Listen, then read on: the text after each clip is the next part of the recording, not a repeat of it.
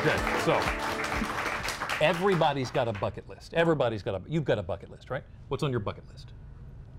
Do we have, how much time do we have? Oh, you got a lot on your bucket list. I got a lot on my bucket Ooh, list, so yeah, but. I have one thing on my bucket list for sure. I want to go to Israel. Oh, okay. I want to go to Israel. That's on my bucket list. Yeah, well, I'm going to add that to mine too. Well, our next guest also has a bucket list, and as she checks off those to-dos, she's seeing great success.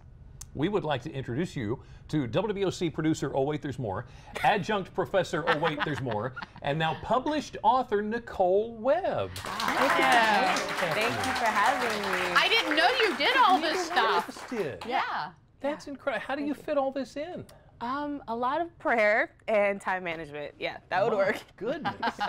So we're talking specifically today about the book you wrote. Yes. So what inspired you to write a book? Well, I've been writing poetry since I was probably in like middle school. My parents were both artists in their own rights. My dad and mom were both into music, and they were always really big on writing and made sure that my sister and I stayed in the arts, and we always had these writing prompts just being around the house.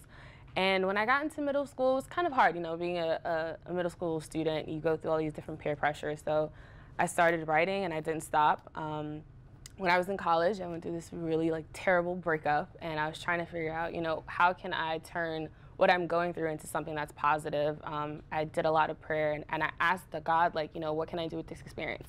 And how can I make, one, myself heal from this, and how can I get through it, but also help other people that are going through bad breakups while they're in college and learning themselves in it. So. And here it came.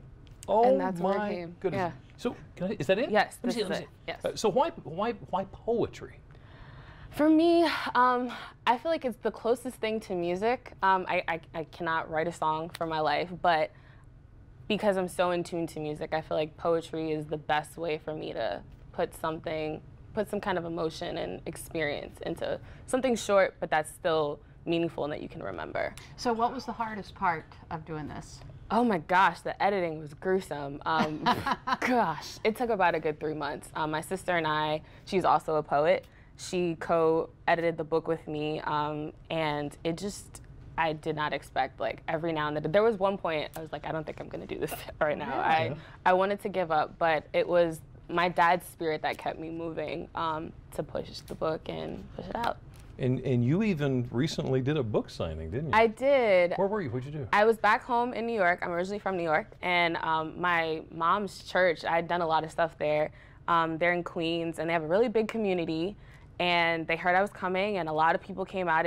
Totally did not expect it, and it was awesome just to touch people and see, you know, that they were just inspired by the book and that they had read the words and that they resonated with them. So that was definitely a great experience for me, and a shocker in and of itself too. Yeah. So your response from family and friends has been positive? Amazing. There's one girl that emailed me the other day about seeing a blog that I did, and she touched bases with me and bought the book, and I felt like the life of this book has something beyond what I ever thought it would be.